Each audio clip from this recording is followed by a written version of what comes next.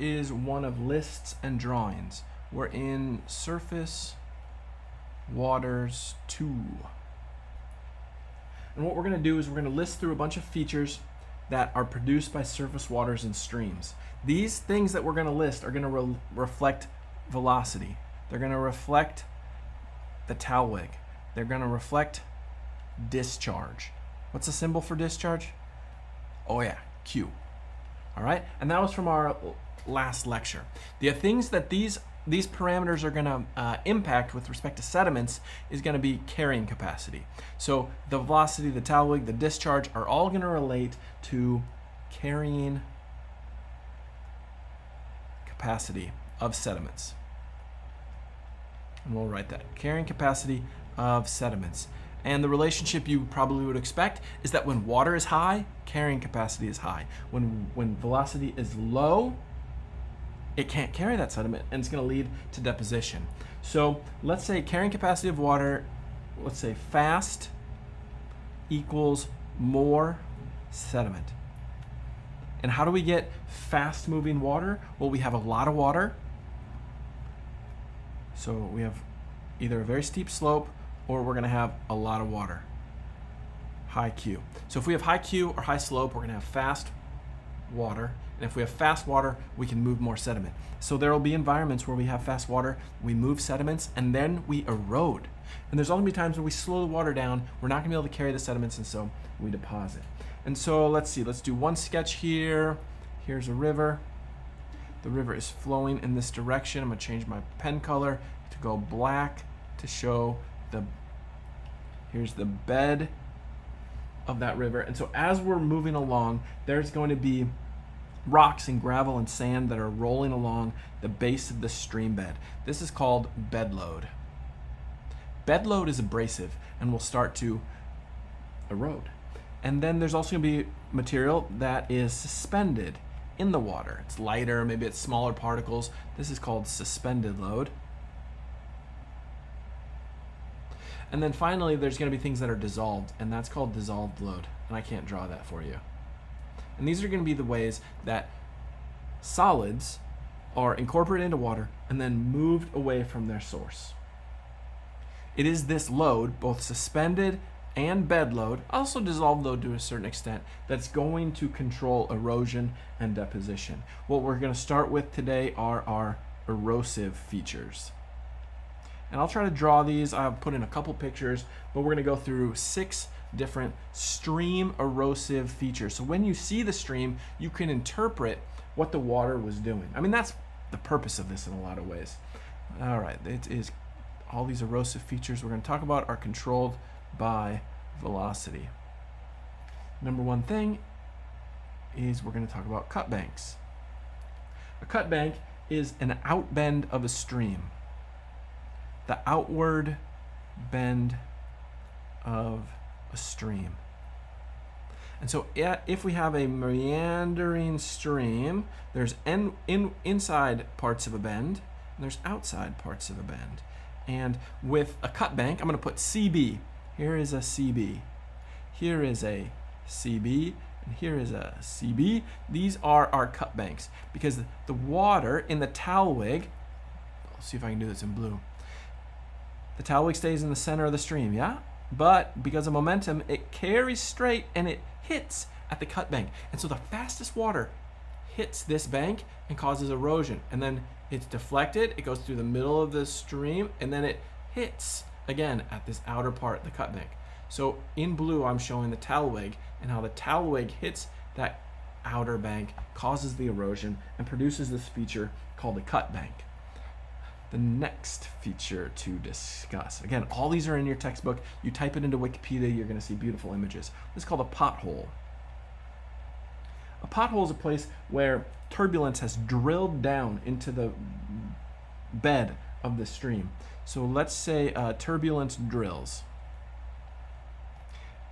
Turbulence drills, and of course it's not just the turbulence of the water, there also has to be rocks and gravel that are acting as the drill bit. So if we have, here's the base of our stream bed, I'm putting in a pothole, and let's put the water in now.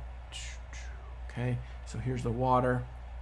And we can get some turbulence that's causing an eddy, and as that spins around, it's going to move sand and gravel and spin them around, and over time that grinds down into a hole. Now you're going to get turbulence in a river anytime there's differential speeds in water, and this is fairly common. Number 3, our feature number 3 is a terrace. Terrace reflects long-term change in the area of the river, and a terrace is also known as a plateau. And how should I show this to you? Let's do it. Let's actually just start with a drawing. I'll draw it up here. All right, so if we have our modern day river channel, there's our modern day river channel, but there could be a river floodplain from 1,000 years ago or 2,000 years ago, and each one of those are at like step higher levels. So here's our modern river, and when this river floods, it covers this area, and we call that the floodplain. But 1,000 years ago, the landscape was higher relative to the water, and so this was the 1,000 year ago floodplain, and maybe this was the 5,000 year ago floodplain. This is what a river terrace is. So let's say something like they're plateaus, they occur in floodplains, and so these are in some ways depositional features and in some ways erosional features. They're erosional because the river incises downwards as there's a change in base level. Let's put that phrase too. Change in base level. All right, base level is a lake nearby or the ocean, which is the lowest that the river can possibly go to. All right, that's a terrace. Number 4 is a canyon. Canyon is also entrenched and carved, and we're going to put that in. So this is carved, this is cut down. We could say entrenched. But instead of in a floodplain, I want you to associate canyons with hard rock. Now, hard rock in geology sometimes refers to igneous and metamorphic rocks. This can be anything that's well indurated. Indurated just means it's a compact rock. So whether it's a sandstone, a limestone, an igneous rock, or a metamorphic, if it's hard and doesn't erode easily, you can produce a canyon inside of it. Also, base level changes. Base level changes.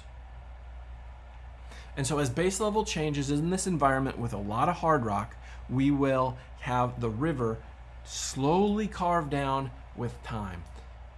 I know you've seen these, but these are photogenic, so I'll just go ahead and throw in a picture of a canyon. We can see this schematic. Notice there is the word base level, so the base level is here, but maybe in this example there was a tectonic uplift that was rising part of Colorado and allowed this river, it always stayed at the same level despite the tectonic uplift, and so it carved down this canyon. That's how canyons are made. Here's a beautiful example from the western United States. We can see this area here all probably was a floodplain at some point, but then base level either went down or tectonic put the landscape up, and then base level stayed the same, which allowed this river to cut this amazing canyon in the landscape. All right, number 5, V-shaped valley. Now this is building on our discussion with glaciers. Glaciers carved U-shaped valleys. And the reason why a glacier cuts down, but it's solid, so it also cuts on the sides as well. A V-shaped valley is like this because a river only cuts downward. And we could even say rivers only cut down. And so the bevel or the angle, the shape of the canyon of the valley is going to reflect if it was cut by water or by ice. And then number 6, our last of the erosive features is a waterfall. Waterfall, everyone loves a good waterfall. And waterfalls have an interesting geology to them. And they reflect water flowing over rock of different hardnesses. And we're going to call this, I'm going to say differential hardness. Oftentimes there's a cap rock that's hard and then softer rock underneath. So here's our riverbed, and there's a layer that is very hard and resistant to erosion. And underneath that, maybe there's like a shale, and that shale is soft. And so when the water, oh, wait a minute. Okay, and then here's the river. It keeps going down. So when the river flows over this hard bit, it falls because it has to, and it splashes down, and the river continues on its merry way this way. Oftentimes what happens here is turbulence starts occurring, which erodes into this material, and it will erode this away. And then we get a bigger overhang that gets a little bigger, and this starts to crack and break, and then eventually we get these big chunks falling off the top. And what this allows is the river to erode upstream. We'll say a river erodes upstream. In geology, we sometimes call this headward erosion, because as the head of the river is up here, right? And the mouth, the downstream part, is down here. And so when there is a waterfall, the position of the waterfall moves. Like Niagara Falls moves 1 meter a year because of this process right here, where the hard cap is breaking and then the underbit is being... Okay, we spent a little too much time here. But there's one more picture I want to put in for a waterfall. Let's look at a longitudinal profile of a river, but with a waterfall.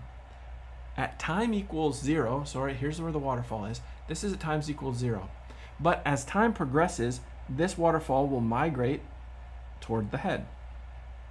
And as it migrates toward the head, the deflection and steepness of the waterfall should decline, where it is steepest here, and then eventually it'll be completely eroded and removed. All right, so now that was erosion. Now let's move into 3 depositional features. Depositional features. The key for depositional features is water velocity. It's again controlled in the exact same way, but we want to have carrying capacity decreased. Carrying capacity goes down. And for carrying capacity goes down, water velocity has to go down. Sediment gets deposited. That's the key to deposits. All right, so the first one we're going to talk about is a point bar. And a point bar is the opposite of a cut bank. And so if we have a meandering stream and we think about where the talweg is, remember that the cut banks were here. This is the cut bank. A point bar is on the opposite side. It's on the inward bend of a meandering stream. Point bar and point bar. And so we're going to put that down in our notes. We're going to say it's the inside bend of a stream. And the inside bend of the stream is the farthest away from the talweg. If we were to put our talweg in, so here's our talweg. It stays in the middle until momentum makes it go towards the cut bank, and then it bounces off. It stays in the middle, and it goes to the cut bank. We do the same thing here. Okay, there's our talweg. Look at how far away the point bar is from the talweg. In fact, it's farthest. It's as far as possible from it. And so we have the water is the slower. So at the point bar, inside bend of the stream, water is slowest. And that is where you'd set up your chair on a beach and you just enjoy the river. Water's slowest, it deposits sand, it deposits sediment. We'll say it deposits sediment. Although sandy point bars are the ones that are the most interesting to hang out on. All right, so there's your point bar. Number 2 is an overbank deposit. An overbank deposit is where water slows down because it gets out of the channel during a flood. So let's even draw this. So here we are, boom, we're going to drop down. Here's our floodplain. This is a terrace from before. And then here's our modern channel, floodplain, and then up onto a terrace. Water sits right here until it doesn't. When water experiences a flood and then floods the entire floodplain, okay, we have a situation where this water is now slowed down. This water is raging and it's very fast, but the water over the floodplain is slow. It doesn't have the depth in order to move even though we're at flood stage. And so that slow water, when the water gets over the bank, right? So here's the bank of the river, here's the bank of the river. We go over the bank and we flood the floodplain. We're gonna deposit muds. So let's say slow water when flood escapes channel.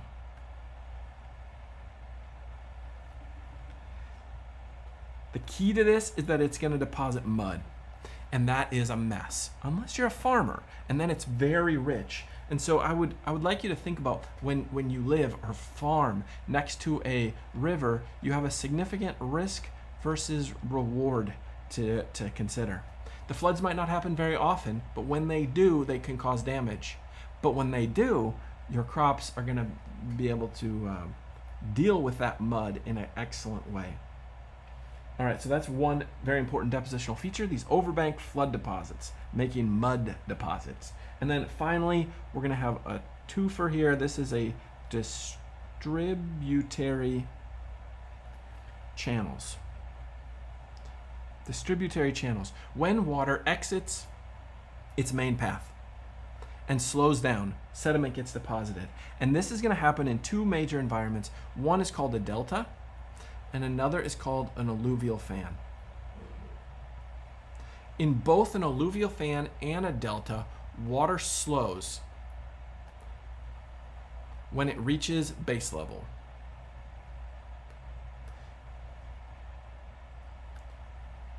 Water slows when it reaches a base level. For a delta, the base level is water. And for an alluvial fan, the base level is just flat land. An alluvial fan, flat land, occurs when a stream leaves a canyon or a stream leaves a mountain range. I might as well just show you two pictures and then we'll just finish off with the definitions. So here's our picture of an alluvial fan on the right. So here's our alluvial fan on the right. There's a main stream. Here is our base level. And as the water slows, it deposits sediment, which dams itself. And then the water goes a different direction and it dams itself by depositing sediment. So it flows, it dams itself, flows, it dams itself, right? You get the idea? And it's just depositing sediment progressively, and the channel goes here and then it goes there and then it goes there. Well, the same thing happens here with an alluvial fan, except where we were in mountains and now we go into flatlands. And so the canyon itself really confines the water, and the water's moving really fast, ripping down the high topography gradient of this mountain range. And then as it exits, it can take a variety of different paths. And as soon as the water slows down, it deposits the sediment, which then blocks itself and it goes another direction. So these are distributary channels because they're distributing the water, blocking itself. Okay, let me just make sure we get some words down here for our definitions. For a delta, let's say, so it enters a body of water, that's good. It slows and deposits sediment in a fan shape. So let's say water slows and deposits sediments in a fan shape. Deposits set in fan shape. That's why it has the word delta actually, because it looks like a fan shape, a D. Or maybe it's a triangular shape because it's the Greek Roman delta. An alluvial fan, it's a delta, but it is above water base level. It's just some flat land. So it's a flat land delta. It's above water level, and they're associated with canyon exits from mountains. All right, if you need more on either of those, go see how the textbook describes it, and then search Wikipedia too for some good images and alternate text.